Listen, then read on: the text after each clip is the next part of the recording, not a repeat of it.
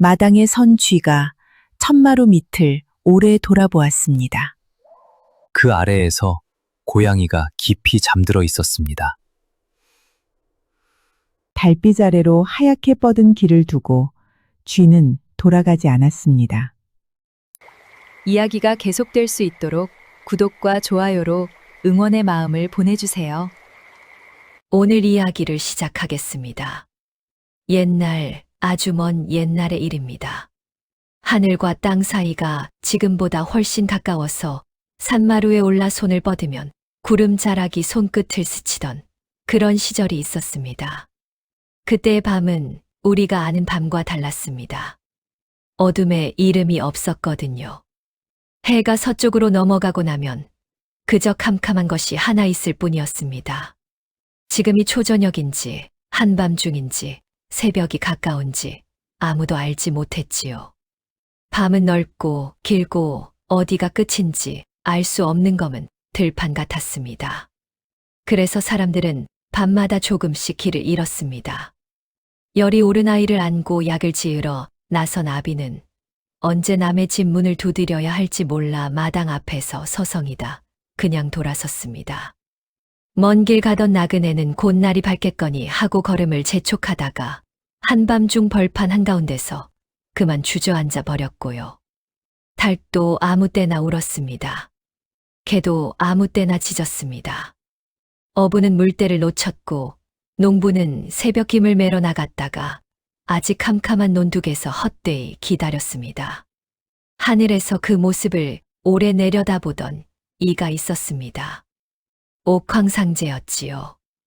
옥황상제는 은하수 가장자리에 앉아 턱을 괴고 사람들의 밤을 지켜보았습니다. 등잔 하나 없이 더듬더듬 걷는 사람들, 어둠 속에서 서로를 부르는 목소리들, 밤이 언제 끝나는지 몰라 눈을 뜬 채 뒤척이는 사람들을요. 그리고 이렇게 생각했습니다. 밤이 너무 크구나.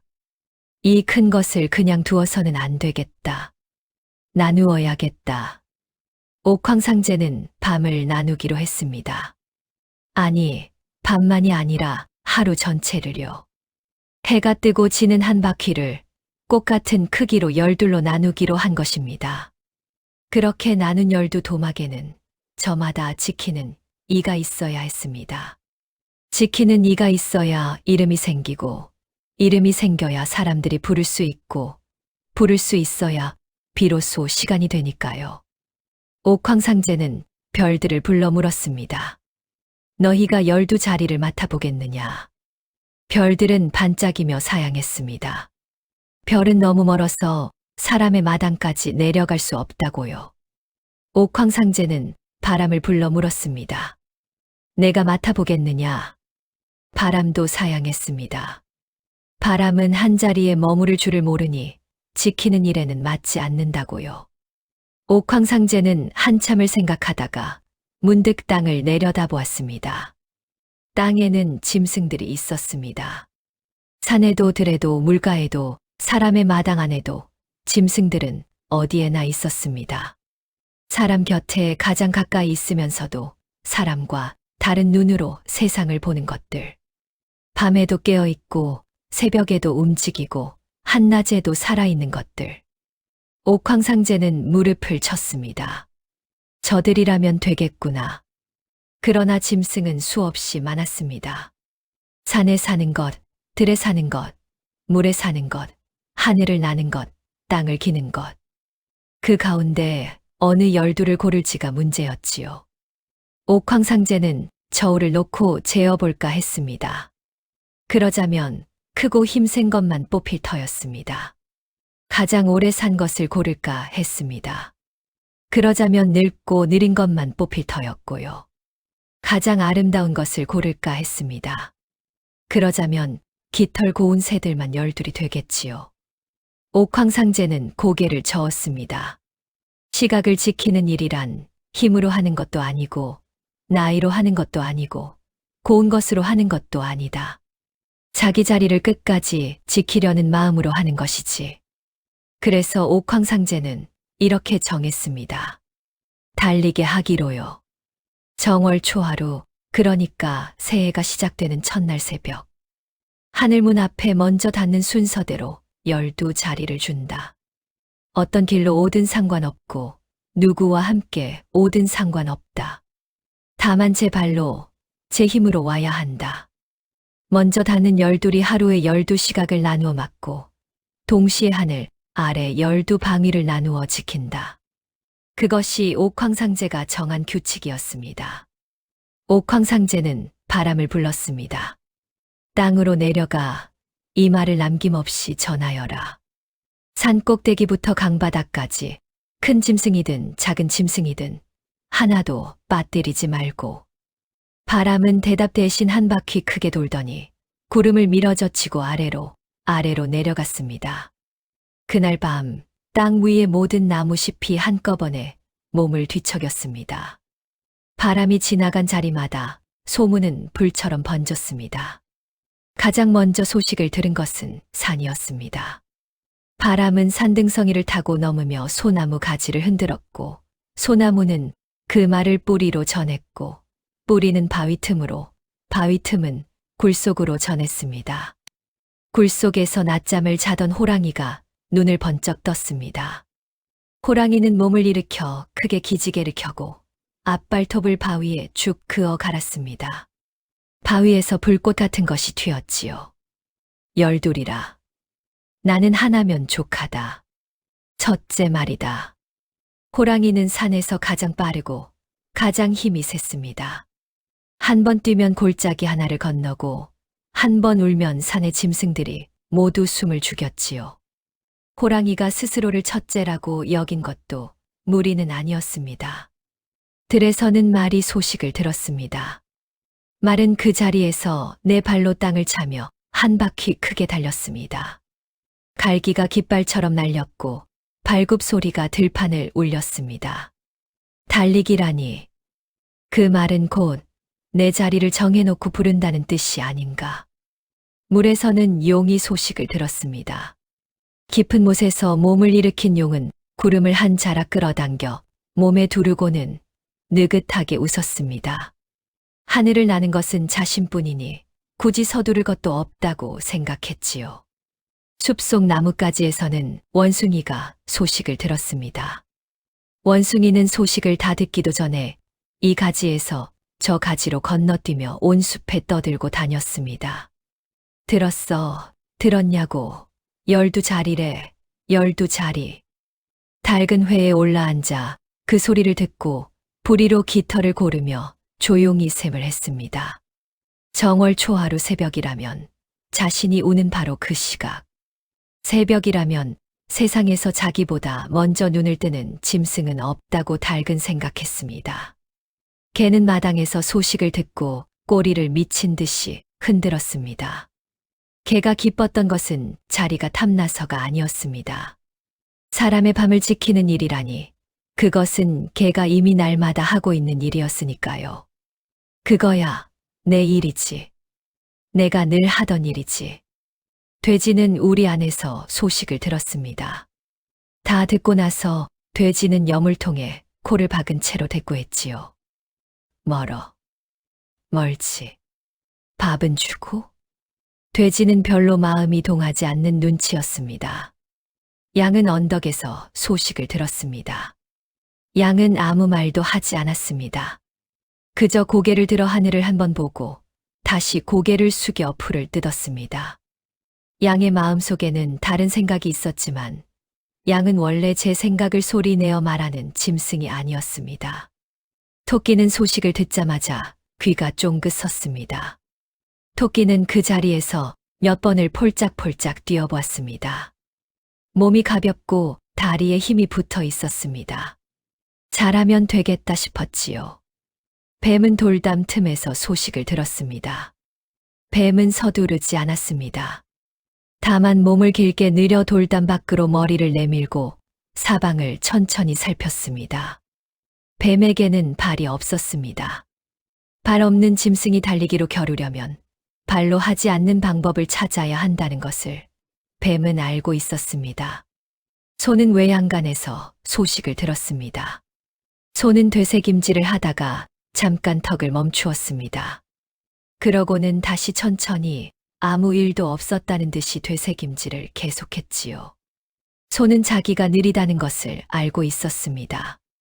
호랑이만큼 빠르지 않고 말만큼 가볍지 않고 토끼만큼 튀어오르지 못한다는 것을요. 그래서 소는 딱 하나만 생각했습니다. 남보다 늦게 닿을 것 같으면 남보다 먼저 떠나면 되겠지. 그날부터 소는 아무에게도 그 말을 하지 않았습니다. 그리고 마지막으로 쥐가 있었습니다. 쥐는 부엌 벽 틈에서 소식을 들었습니다. 다 듣고 나서 쥐는 오래도록 움직이지 않았습니다. 쥐는 열둘 중에 자기가 낄 수 있으리라고는 생각하지 않았습니다. 쥐는 세상에서 가장 작은 짐승축에 들었으니까요. 한 걸음이 남의 한 뼘도 되지 않고 논둑 하나를 넘는데도 숨이 찼습니다. 호랑이가 한 번 뛸 거리를 쥐는 밤새 달려야 갈 수 있었지요. 그래도 쥐는 벽 틈에서 나와 마당 끝까지 걸어가 보았습니다. 달빛 아래로 길이 하얗게 뻗어 있었습니다. 그 길 끝에 하늘문이 있다고 했습니다. 쥐는 그 길을 아주 오래 바라보았습니다. 가고 싶다. 쥐의 마음속에서 처음으로 그런 말이 올라왔습니다. 그리고 그 마음은 곧 다른 마음을 하나 더 데리고 왔습니다. 그런데 어떻게? 그 무렵 쥐에게는 벗이 하나 있었습니다. 고양이였지요. 지금 생각하면 도무지 어울리지 않는 사이 같지만 그 시절에는 그렇지 않았습니다. 쥐와 고양이는 같은 집 처마 아래 살면서 밤이면 나란히 앉아 달을 보고 낮이면 툇마루 밑 그늘에서 함께 낮잠을 잤습니다. 고양이는 쥐의 등을 혀로 골라주었고 쥐는 고양이의 귀 뒤 닿지 않는 자리를 앞발로 긁어주었습니다. 사람이 흘린 밥알을 찾으면 반씩 나누었고요. 무엇보다 고양이는 잠이 아주 많았습니다. 한 번 잠들면 마당에 눈이 쌓여도 몰랐고 지붕에서 기와장이 떨어져도 몰랐습니다. 그래서 고양이는 늘 쥐에게 부탁하곤 했지요. 내가 자거든 내가 깨워다오. 나는 잠이 깊어서 나 혼자서는 도무지 일어나지를 못한다. 그러면 쥐는 웃으며 대답했습니다. 그럼 내가 깨워주지. 바람이 소식을 전하고 온 그날 밤에도 고양이는 자고 있었습니다. 쥐가 앞발로 고양이의 수염을 건드리자 고양이는 눈을 반쯤 뜨고 늘어지게 하품을 했습니다. 무슨 일이냐? 쥐는 옥황상제의 말을 그대로 전했습니다. 12자리 이야기와 정월 초하루 새벽 이야기와 하늘문 이야기를요. 고양이의 귀가 쫑긋섰습니다. 잠이 단번에 달아난 얼굴이었습니다. 우리도 가자. 우리도. 그래, 우리도. 나는 발소리가 나지 않고 너는 몸이 작아서 어디든 들어가지. 둘이 함께 가면 되지 않겠느냐. 고양이는 신이 나서 앞발로 마당에 흙을 긁으며 말했습니다. 내가 앞장서마. 힘들면 내 등에 타도 좋다. 우리 둘이 나란히 열둘 안에 드는 게야. 쥐는 아무 말도 하지 못했습니다. 쥐는 알고 있었거든요. 고양이는 빨랐습니다. 담을 타고 지붕을 건너고 어둠 속에서도 앞을 보았습니다. 발바닥에 소리를 감추는 재주가 있어서 밤길이라면 고양이를 당할 짐승이 별로 없었지요. 그러니까 고양이와 함께 간다는 것은 고양이의 등을 보며 뒤처진다는 뜻이었습니다. 12자리는 정해져 있었습니다. 하나가 들어가면 하나는 못 들어갑니다. 고양이는 그런 셈을 하지 않았습니다. 고양이는 그저 쥐와 함께 가는 것이 즐거웠고 둘이 나란히 하늘문에 닿는 그림을 이미 마음속에 그려놓고 있었습니다. 쥐만 셈을 했습니다. 그날 밤 쥐는 잠을 이루지 못했습니다. 처마 밑에서 몸을 웅크리고 눈만 뜬 채로 밤을 보냈습니다. 옆에서 고양이가 골골거리며 자는 소리가 들렸습니다. 그 소리가 그날따라 유난히 크게 들렸습니다. 며칠이 지나고 마침내 정월 초하루를 사흘 앞둔 저녁이 되었습니다. 고양이가 물었습니다. 그런데 그게 언제라고 했지. 나는 날짜를 세는 것을 도무지 못한다. 쥐는 잠깐, 아주 잠깐 숨을 멈추었습니다. 그리고 이렇게 대답했습니다. 정월 초이틀 새벽이다. 하루 뒤였습니다. 고양이는 조금도 의심하지 않았습니다. 오히려 마음이 놓인다는 듯 크게 하품을 하고 툇마루 밑으로 들어가 몸을 둥글게 말았지요. 그렇구나. 아직 하루가 더 있구나. 그럼 나는 그때까지 푹 자두어야겠다. 잘 자거라. 잊지 말고 깨워다오. 그래. 쥐는 그렇게 대답했습니다. 고양이는 곧 잠이 들었습니다. 툇마루 밑에서 고르게 오르내리는 숨소리가 밤새 이어졌습니다. 쥐는 그 숨소리를 등지고 마당으로 나왔습니다. 달이 하얗게 떠 있었습니다. 쥐는 자기가 방금 무슨 말을 했는지 알고 있었습니다. 그것을 되돌릴 수 있다는 것도 알고 있었습니다. 지금 돌아가서 흔들어 깨우고 아까 그 말은 잘못 말한 것이라고 하면 그만이었지요. 쥐는 마당 한가운데 서서 툇마루 쪽을 오래 돌아보았습니다. 그리고 돌아가지 않았습니다. 정월 초하루를 하루 앞둔 밤이었습니다.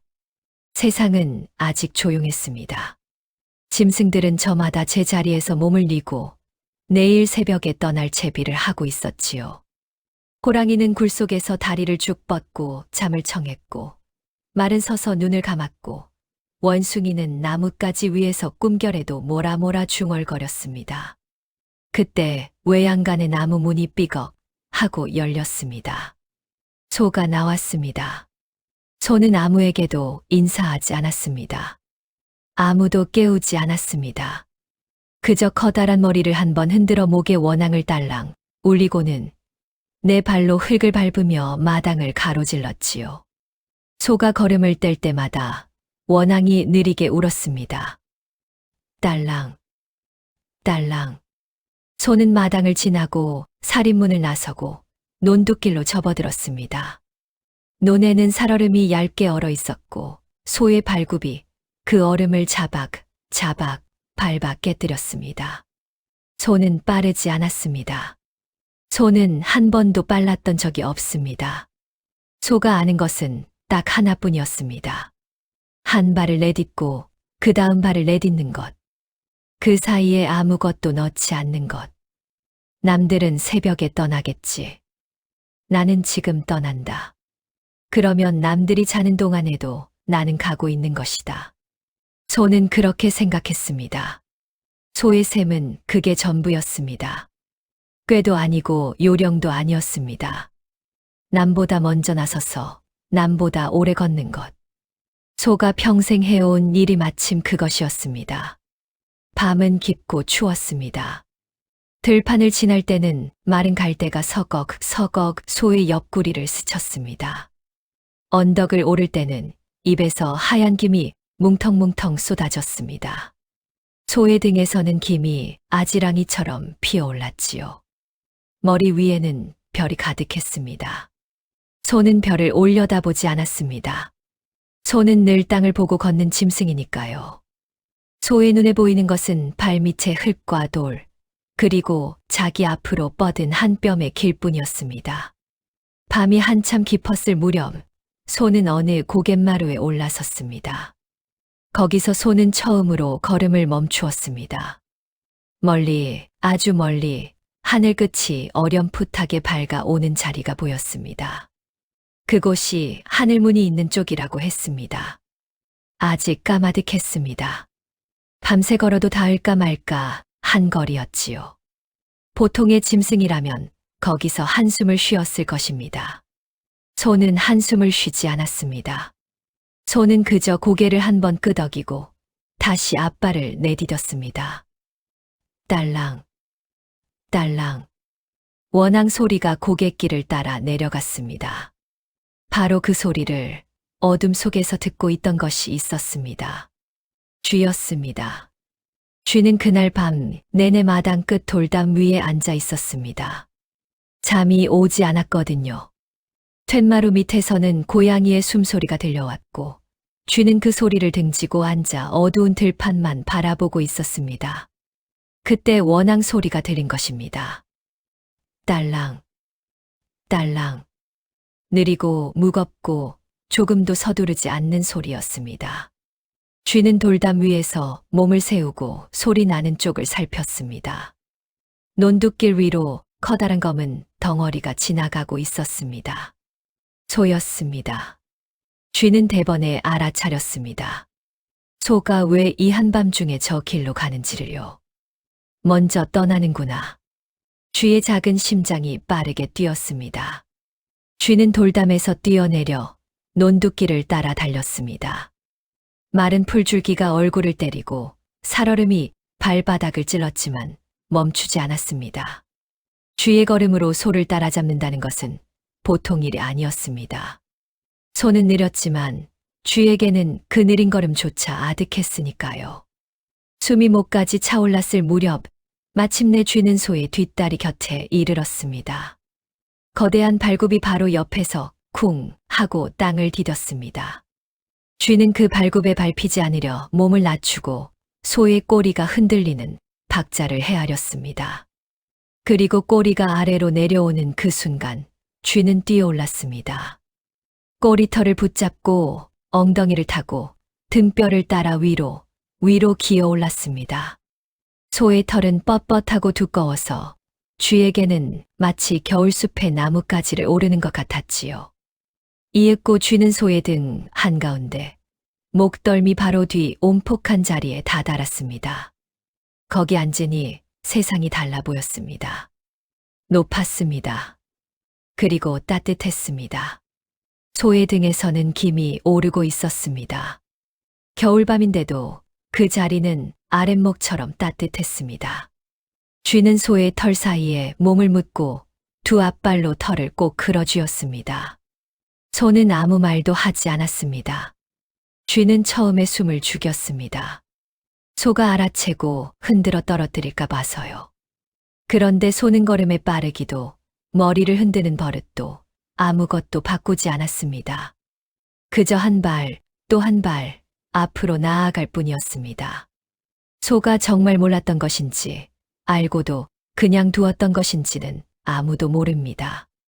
다만 이야기를 전하는 이들 중에는 소가 알고 있었으리라고 말하는 사람이 많습니다. 등에 얹힌 쥐 한 마리의 무게를 소가 몰랐을 리 없다고요. 소는 평생 등에 무엇인가를 지고 살아온 짐승이니까요. 짐을 지고 멍에를 지고 사람의 살림을 지고요. 그러니 쥐 한 마리쯤이야 소에게는 얹힌 축에도 들지 않았을 것입니다. 밤은 계속 흘렀습니다. 소는 들판을 건너고 마른 개울을 건너고 야트막한 산자락을 돌았습니다. 원앙 소리가 규칙적으로 울렸습니다. 딸랑, 딸랑. 그 소리에 맞춰 소의 등도 천천히 오르내렸습니다. 쥐의 몸도 같이 오르내렸지요. 쥐는 자기도 모르게 눈이 감겼습니다. 밤새 뒤척이느라 한숨도 못 잔 데다 소의 등이 너무 따뜻하고 걸음이 너무 고르고 원앙 소리가 너무 규칙적이었으니까요. 쥐는 소의 털 속에서 잠깐 잠이 들었습니다. 꿈 속에서 쥐는 툇마루 밑에 있었습니다. 옆에는 고양이가 몸을 둥글게 말고 자고 있었고요. 고양이가 잠꼬대처럼 중얼거렸습니다. 잊지 말고 깨워다오. 쥐는 화들짝 눈을 떴습니다. 소의 등이었습니다. 별이 조금 옮겨가 있었고 바람이 아까보다 차가워져 있었습니다. 쥐는 뒤를 돌아보았습니다. 지나온 길이 어둠 속으로 길게 뻗어 있었습니다. 저 끝 어디쯤에 마을이 있고 툇마루가 있고 고양이가 자고 있을 터였습니다. 쥐는 오래 뒤를 보다가 다시 앞으로 고개를 돌렸습니다. 앞에서는 하늘 끝이 아주 조금씩 묽어지고 있었습니다. 새벽이 오기 전 세상에서 가장 어두운 시간이 있습니다. 바로 그 시간에 나머지 짐승들이 일제히 길을 나섰습니다. 호랑이가 굴에서 뛰쳐나왔습니다. 한 번 도약할 때마다 골짜기가 흔들리고 눈 덮인 바위 위로 발자국이 크게 찍혔습니다.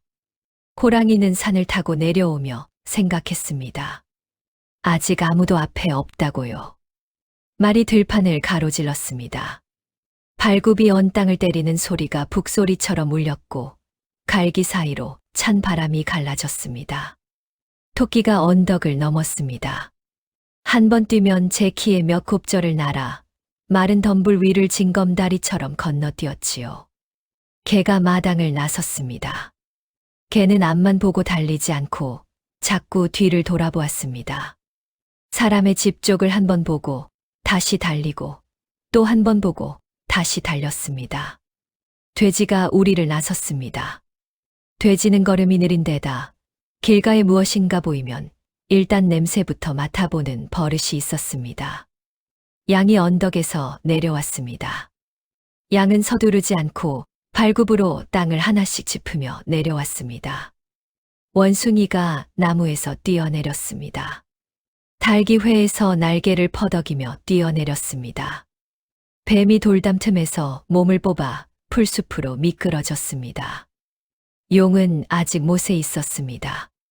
용은 마지막에 떠나도 늦지 않으리라 생각하고 있었지요. 그렇게 온 세상의 짐승이 한 방향으로 움직이는 밤이었습니다. 그런데 하늘문으로 가는 길에는 반드시 지나야 하는 곳이 하나 있었습니다. 강이었습니다. 넓고 검고 깊은 강이었습니다. 겨울이라 가장자리에는 살얼음이 끼었지만 한가운데는 얼지 않고 시커멓게 흘렀습니다. 돌아가는 길은 없었습니다. 하늘문으로 가려면 그 강을 건너야 했지요. 소가 강가에 닿았을 때 동쪽 하늘은 아직 어두웠습니다. 소는 강물 앞에서 잠깐 섰습니다. 코로 물 냄새를 맡고 앞발로 물가를 한번 짚어보고 그리고 그대로 걸어 들어갔습니다. 물이 무릎까지 왔습니다. 배까지 왔습니다. 등까지 차올랐습니다. 쥐는 기겁을 했습니다.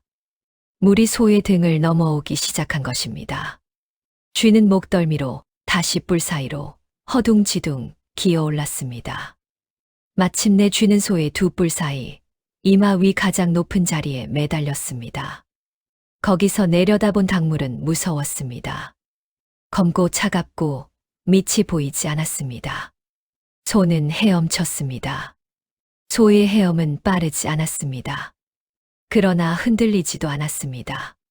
소는 목을 물 밖으로 길게 뽑고 내 다리를 천천히, 아주 천천히 저었습니다. 물살이 옆구리를 밀어도 소의 머리는 늘 같은 방향을 보고 있었지요. 쥐는 소의 뿔을 두 팔로 끌어안았습니다. 그리고 처음으로 소에게 말을 걸었습니다. 미안하다. 소는 대답하지 않았습니다. 강 한가운데쯤 왔을 때였습니다. 뒤쪽에서 물살이 크게 갈라지는 소리가 났습니다. 호랑이였습니다. 호랑이는 강가에 이르자마자 몸을 던져 들어와 커다란 앞발로 물을 후려치며 헤엄쳐 오고 있었습니다. 힘이 어찌나 센지 호랑이가 지나간 자리마다 물이 하얗게 부서졌습니다.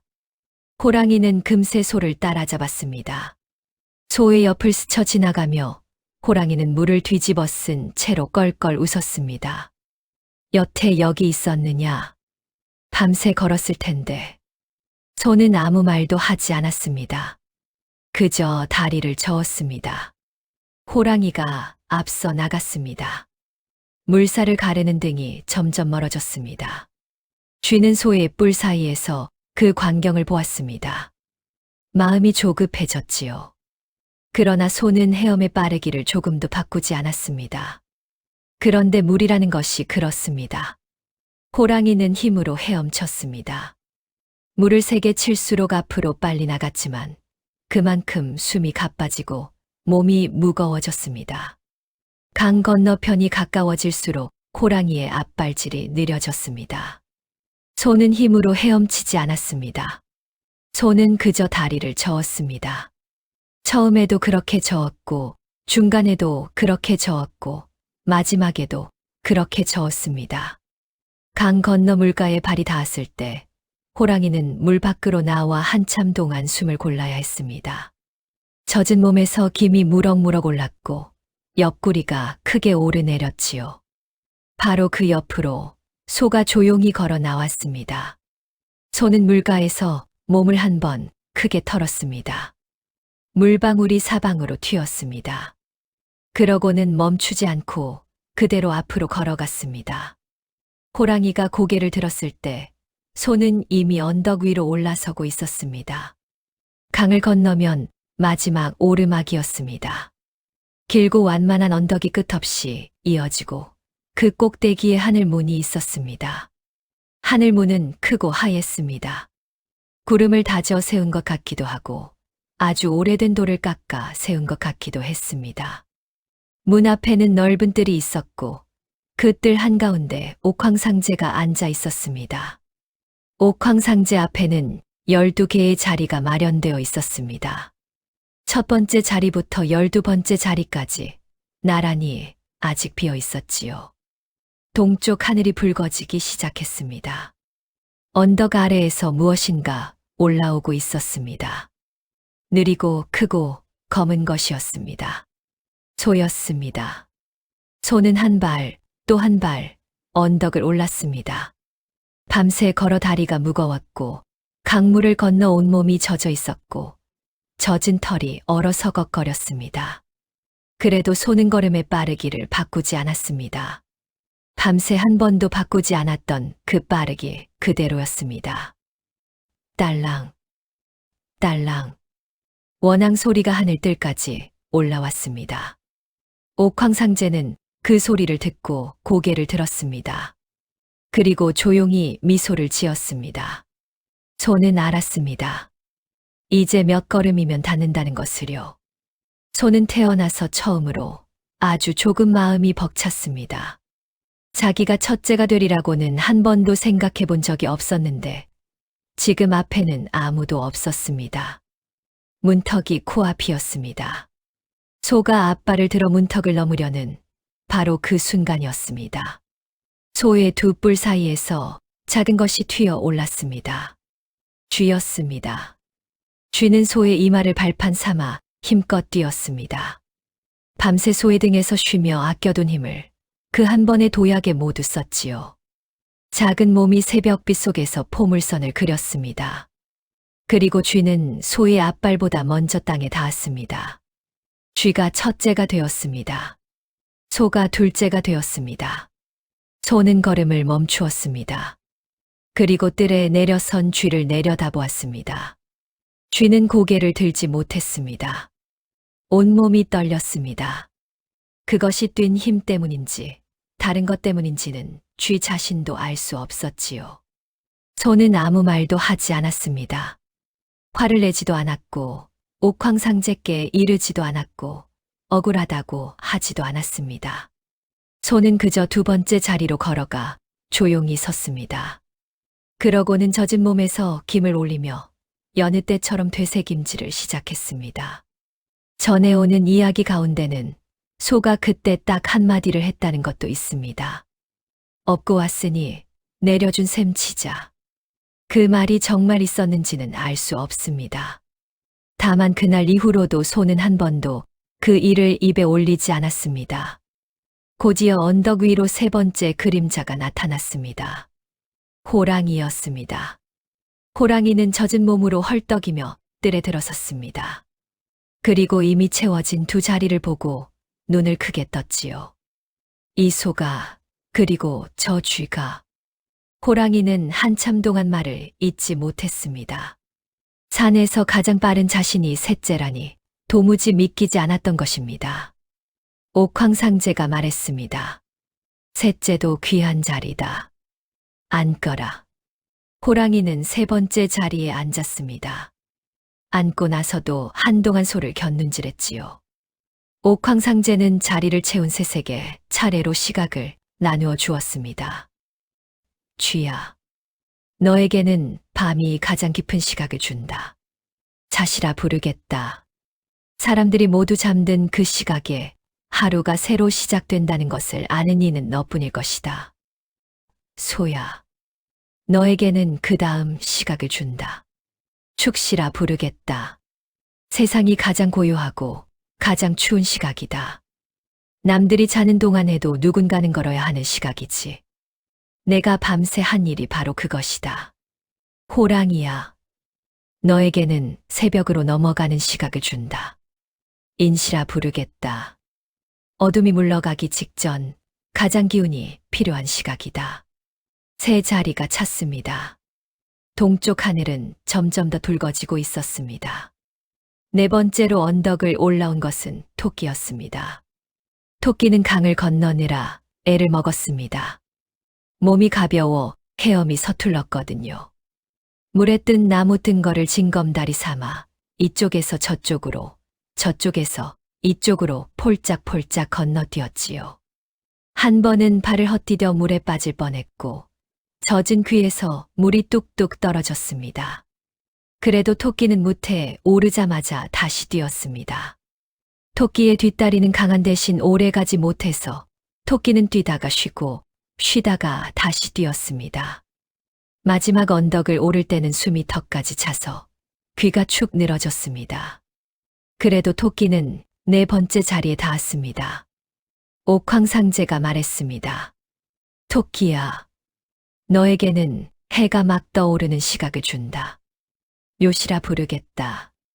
세상이 눈을 뜨고 이슬이 아직 풀잎에 맺혀 있는 시각이다.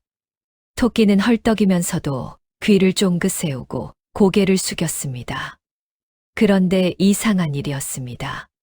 다섯 번째 자리가 한참 동안 비어 있었습니다. 뜰에 모인 넷은 언덕 아래를 내려다보았습니다. 아무도 올라오지 않았습니다. 호랑이가 중얼거렸습니다. 용은 어디 있는가? 날개도 없이 하늘을 나는 것이 용인데 이 시각까지 오지 않다니. 그때 동쪽 하늘에서 구름이 소용돌이 쳤습니다. 먹구름 한 자락이 빠르게 밀려오더니 그 속에서 긴 몸이 미끄러져 나왔습니다. 용이었습니다. 용은 뜰에 내려앉았습니다. 비늘에서 물방울이 뚝뚝 떨어졌습니다. 온몸이 흠뻑 젖어 있었지요. 옥황상제가 물었습니다. 너는 하늘을 나는데 어찌 다섯째가 되었느냐? 용은 잠시 말이 없다가 이렇게 대답했습니다. 오는 길에 아래를 내려다보았습니다. 어느 골짜기 마을에 가뭄이 들어 논바닥이 거북 등처럼 갈라져 있었습니다. 우물도 말라 있었고요. 사람들이 마른 흙 위에 물동이를 놓고 하늘을 보고 있기에 그냥 지나칠 수가 없었습니다. 그래서 구름을 모아 비를 뿌렸습니다. 비가 땅에 스밀 때까지 기다렸다가 왔습니다. 그러느라 늦었습니다. 뜰이 조용해졌습니다. 옥황상제는 한참 동안 용을 바라보았습니다. 그리고 말했습니다. 용아, 너는 오늘 첫째가 될 수도 있었다. 그것을 알고도 내려갔느냐? 알고 있었습니다. 그런데도 자리를 얻자고 달리는 길에 목마른 논을 그냥 지나쳤다면 제가 그 자리에 앉은들 무엇을 지키겠습니까? 옥황상제는 고개를 끄덕였습니다. 다섯째의 자리에 앉거라. 너에게는 아침이 무르익는 시각을 준다. 진시라 부르겠다. 사람들이 밭에 나가 하루 일을 시작하는 시각이다. 비를 아는 자가 그 시각을 지키는 것이 마땅하다. 용은 다섯 번째 자리에 몸을 감고 앉았습니다. 호랑이가 슬쩍 물었습니다. 아깝지 않은가? 첫째가 될 수 있었다면서. 용이 대답했습니다. 나는 천년을 기다려 하늘에 올랐다. 하루쯤 늦는 것이 그리 대단한 일이겠는가? 해가 언덕 너머로 완전히 떠올랐습니다. 하늘들의 흰 돌바닥이 아침빛을 받아 환하게 빛났습니다. 다섯 자리가 찼고 일곱 자리가 남았습니다. 말은 잘 달리고 있었습니다. 말은 새벽에 출발했지만 달리기로는 견줄 것이 없었습니다. 들판을 가로지르고 낮은 산을 돌아 넘고 강은 물살이 얕은 자리를 골라 첨벙첨벙 건넜습니다. 말의 발굽 소리는 멀리서도 들렸습니다. 두그덕, 두그덕, 두그덕. 땅이 울렸고 마른 흙먼지가 뒤로 길게 날렸습니다. 말은 앞서가는 짐승들을 하나씩 따라잡았습니다. 언덕을 오르면서도 속도를 늦추지 않았지요. 갈기가 날리고 콧구멍에서 하얀 김이 뿜어 나왔습니다. 여섯째는 되겠구나. 아니, 어쩌면 더. 말은 그렇게 생각하며 마지막 오르막을 치고 올라왔습니다. 그런데 말은 알지 못했습니다. 자기 앞발굽 바로 옆에 무엇인가 붙어 있다는 것을요. 뱀이었습니다. 뱀은 발이 없었습니다. 그래서 뱀은 애초에 달릴 생각을 하지 않았습니다. 대신 뱀은 새벽부터 길목의 마른 풀숲에 몸을 감추고 기다렸습니다. 누가 가장 빠른지, 그리고 그 빠른 것이 어느 길로 지나가는지를요. 말이 지나갈 때 뱀은 몸을 뻗어 말의 앞다리 털 사이에 스르르 감겼습니다. 가볍고 서늘하고 소리가 없었습니다. 말은 조금도 눈치채지 못했습니다. 뱀은 그렇게 말의 다리에 감긴 채로 들판을 건너고 강을 건너고 언덕을 올랐습니다. 하늘문 앞에 뜰이 눈앞에 펼쳐졌을 때 말은 마지막 힘을 다해 앞다리를 크게 뻗었습니다. 바로 그때 뱀이 말의 앞다리에서 스르르 풀려 땅으로 흘러내렸습니다. 말은 갑자기 다리에서 무엇인가 미끄러지는 것을 느끼고 소스라치게 놀랐습니다. 히잉! 말은 앞발을 번쩍 들고 뒷걸음질을 쳤습니다. 놀란 눈이 하얗게 뒤집혔지요. 그 사이에 뱀은 이미 뜰 안으로 미끄러져 들어가고 있었습니다. 배로 땅을 밀며 물이 흐르듯 조용하게요. 뱀이 6째가 되었습니다. 말이 7째가 되었습니다. 말은 화가 났습니다. 씩씩거리며 발굽으로 땅을 긁었지요. 이 무슨 도리인가? 나는 밤새 다리가 부서져라 달렸는데 저것은 내 다리에 매달려 왔지 않은가? 뱀은 고개를 들어 말을 보았습니다. 그리고 조용히 말했습니다. 미안하다. 다만 나에게는 발이 없다.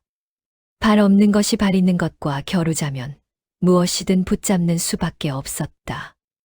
말은 대꾸하지 못했습니다. 뱀의 몸은 가늘고 다리가 하나도 없었습니다.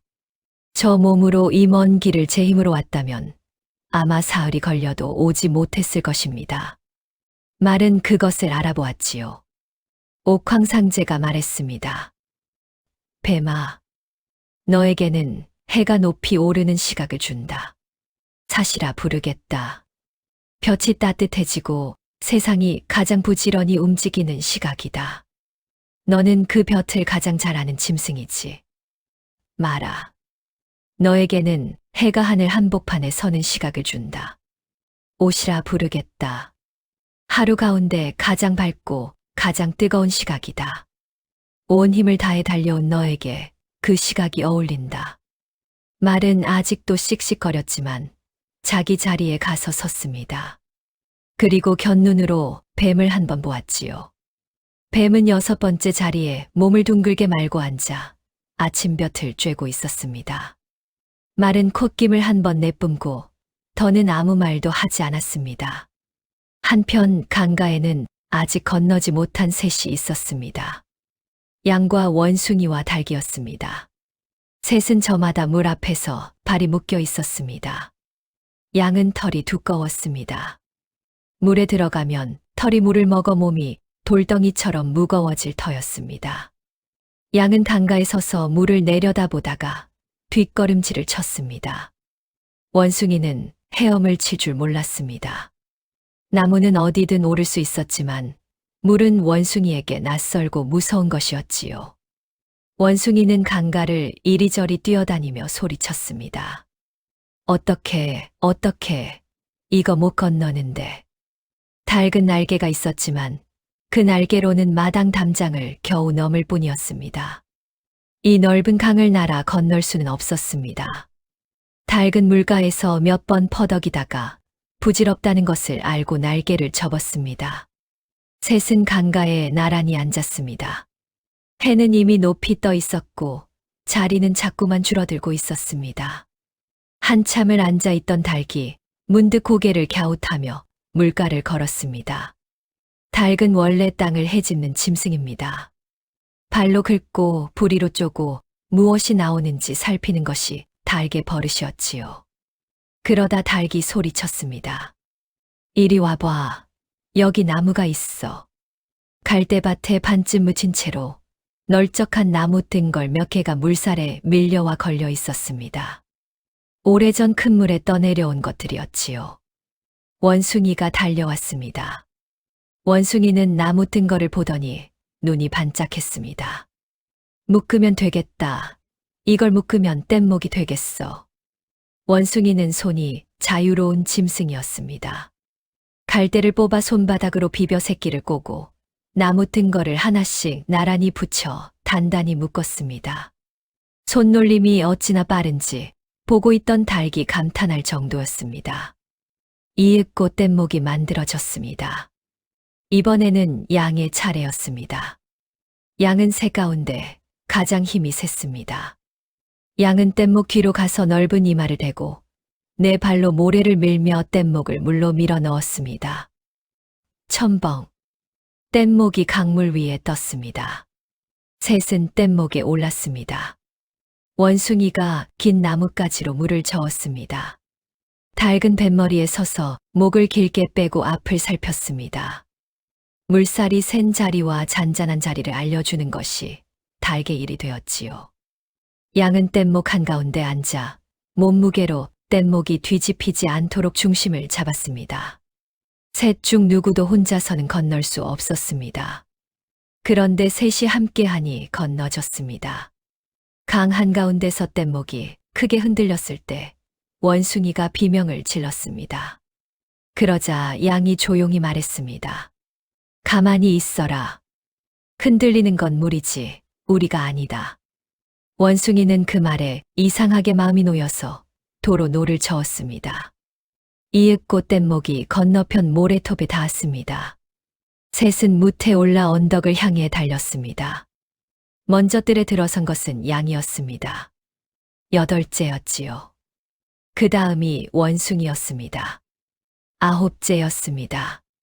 마지막이 닭이었습니다. 10째였습니다. 원숭이가 억울하다는 듯 발을 굴렀습니다. 내가 뗏목을 묶었는데 닭이 대꾸했습니다. 나무를 찾은 건 나야. 양은 아무 말도 하지 않았습니다. 그저 8번째 자리로 걸어가 조용히 앉았지요. 옥황상제가 웃으며 말했습니다. 셋이 다투지 말아라. 오늘 너희 셋은 한 배로 왔으니 순서가 무슨 소용이겠느냐. 그리고 옥황상제는 차례로 시각을 주었습니다. 양아, 너에게는 해가 기울기 시작하는 시각을 준다. 미시라 부르겠다. 볕이 나른하고 세상이 잠깐 숨을 고르는 시각이다. 너는 소리 내지 않고 자리를 지킬 줄 아는 짐승이니 그 시각이 너의 것이다. 원숭이야, 너에게는 그 다음 시각을 준다. 신시라 부르겠다. 하루 일이 슬슬 마무리되고 사람들이 손을 놀리는 시각이다.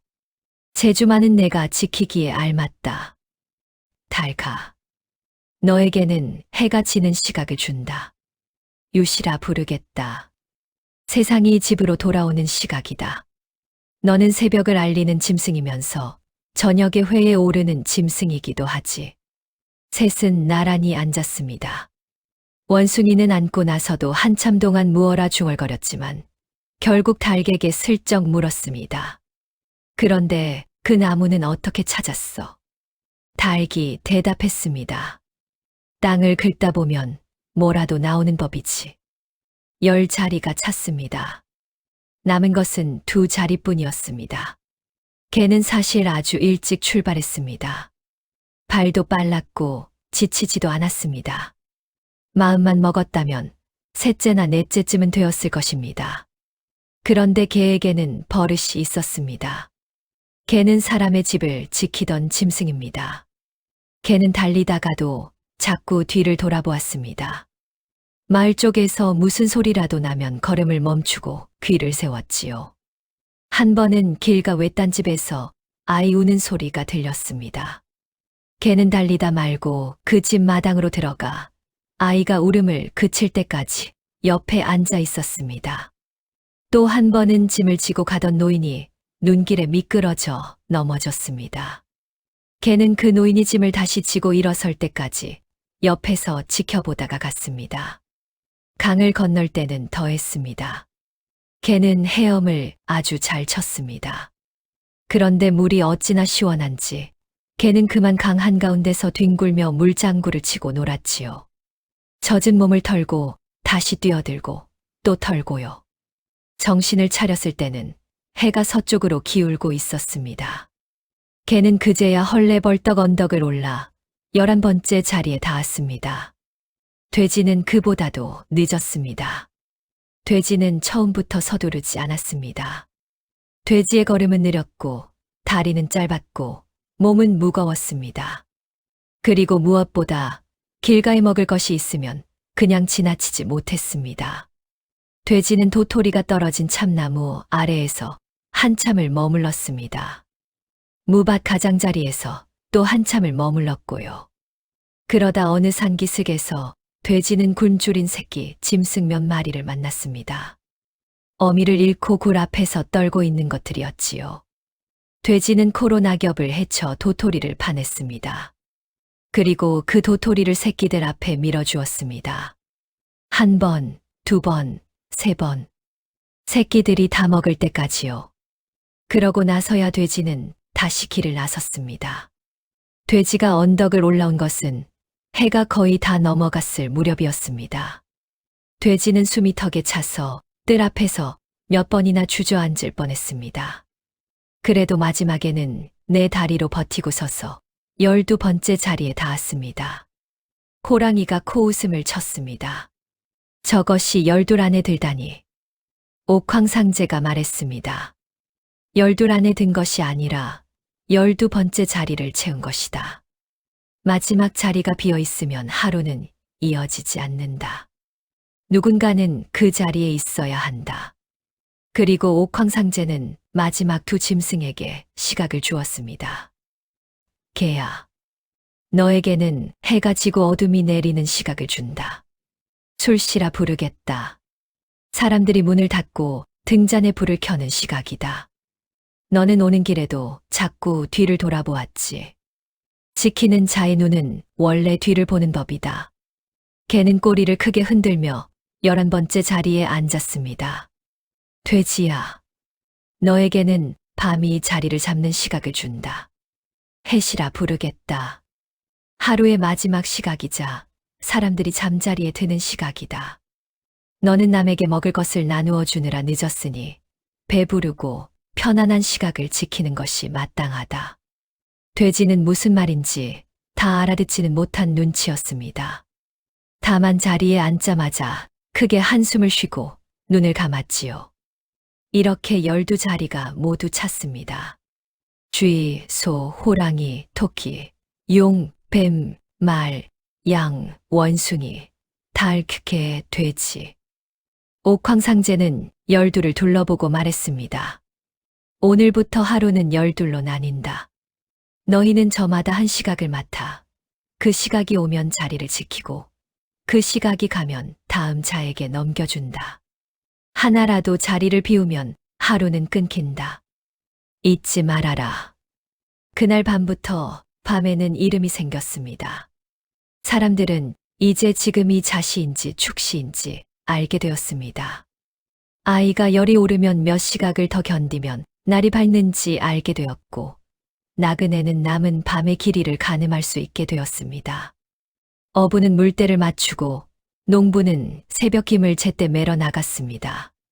밤은 여전히 어두웠지만 더는 끝을 알 수 없는 검은 들판이 아니었습니다. 이튿날 새벽이었습니다. 툇마루 밑에서 고양이가 눈을 떴습니다. 고양이는 늘어지게 기지개를 켜고 앞발로 얼굴을 닦고 옆자리를 더듬었습니다. 비어 있었습니다. 어디 갔나? 고양이는 마당으로 나왔습니다. 하늘이 희끄무레했습니다. 오늘이구나. 오늘이 정월 초이틀 새벽이지. 고양이는 그때부터 달렸습니다. 고양이는 정말 빨랐습니다. 담을 타고 지붕을 건너고 들판을 가로질렀습니다. 발소리가 나지 않아서 지나가는 자리마다 풀만 잠깐 흔들렸지요. 강에서는 물에 뜬 나무를 골라 딛고 젖는 것을 싫어하면서도 기어이 건넜습니다. 고양이가 마지막 언덕을 올라 하늘뜰에 들어선 것은 해가 뜨기 직전이었습니다. 그런데 뜰이 이상했습니다. 너무 조용했습니다. 12개의 자리에는 이미 짐승들이 앉아 있었습니다.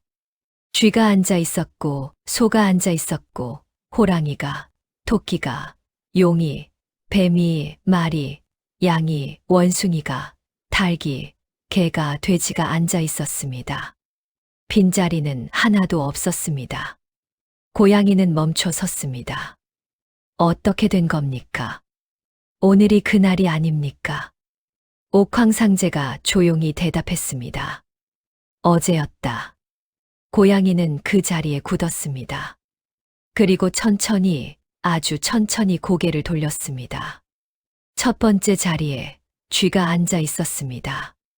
쥐는 고양이를 보지 못했습니다. 아니, 보지 않았습니다. 쥐는 아까부터 발밑만 내려다보고 있었지요. 고양이는 아무 말도 하지 않았습니다. 묻지도 않았습니다. 왜냐하면 물을 것이 없었으니까요. 고양이는 날짜를 셀 줄 모르는 짐승이었고, 날짜를 알려준 것은 세상에 딱 하나뿐이었으니까요. 뜰에 바람이 한 번 지나갔습니다. 호랑이가 헛기침을 했습니다. 개가 귀를 내렸습니다. 소는 되새김질을 멈추었습니다. 옥황상제가 고양이를 오래 바라보다가 말했습니다. 고양이야, 내 걸음은 여기 있는 어느 짐승에게도 뒤지지 않는다. 내가 어제 왔더라면 이 자리들 가운데 하나는 내 것이었을 것이다. 압니다. 자리는 이미 다 찼다.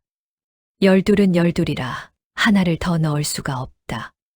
고양이는 고개를 숙였습니다. 옥황상제가 말을 이었습니다.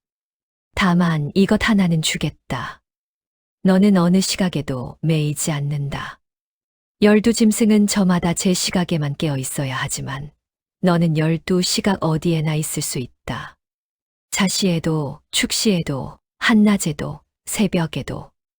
어느 시각에 눈을 뜨고 어느 시각에 잠들지는 내가 정하여라. 고양이는 고개를 들었습니다. 그것이 상입니까, 벌입니까? 옥황상제는 대답하지 않았습니다. 고양이는 몸을 돌렸습니다. 그리고 언덕을 내려갔습니다. 올라올 때처럼 발소리 하나 없이요. 그날 이후 고양이는 12시각 어디에도 속하지 않았습니다. 한낮에 툇마루에서 자다가 한밤중에 지붕 위를 걷고 새벽에 마당을 가로지르다가 저녁에 다시 잠드는 짐승이 되었지요. 어느 시각에도 매이지 않는다는 것은 어느 시각도 제 것이 아니라는 뜻이기도 했습니다. 그리고 그때부터 고양이는 쥐를 보면 뒤를 쫓게 되었습니다. 사람들은 그것을 미움이라고 합니다. 그런데 이야기를 오래 들여다보면 꼭 미움만은 아닌 것도 같습니다.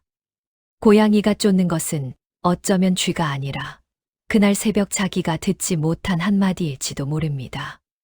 오늘이 그날이라고, 일어나라고, 같이 가자고 하는 그 한마디요. 쥐는 첫 번째 자리를 얻었습니다. 그러나 쥐는 그날 이후로 밤에 마음 놓고 다니지 못하는 짐승이 되었습니다. 벽 틈으로 다니고 그늘로 다니고 뒤를 살피며 다니게 되었지요. 가장 깊은 밤을 맡았는데 가장 마음 편히 잠들지 못하는 짐승이 된 것입니다. 그것이 첫째 자리의 값이었습니다.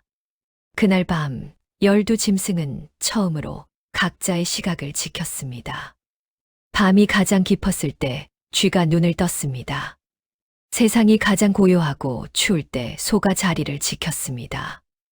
어둠이 물러가기 직전에 호랑이가 기운을 냈고 해가 뜰 때 토끼가 이슬 앞에 섰습니다.